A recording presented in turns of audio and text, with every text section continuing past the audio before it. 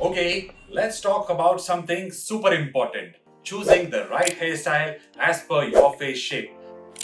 A lot of people get this wrong, but it's actually not. It's much easier than what you think it is.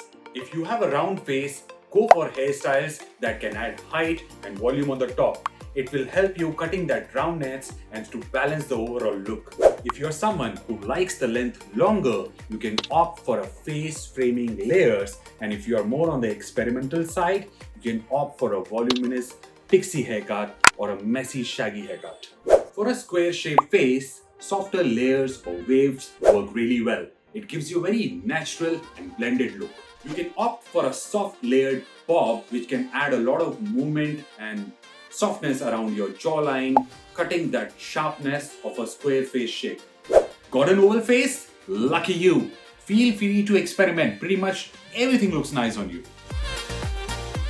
And if you're not sure about your face shape, don't worry, I am going to help you. Book an appointment with me for a haircut right now, and I am going to choose the right haircut for you as per your volume, length, density, and your face shape. What are you waiting for? Book now.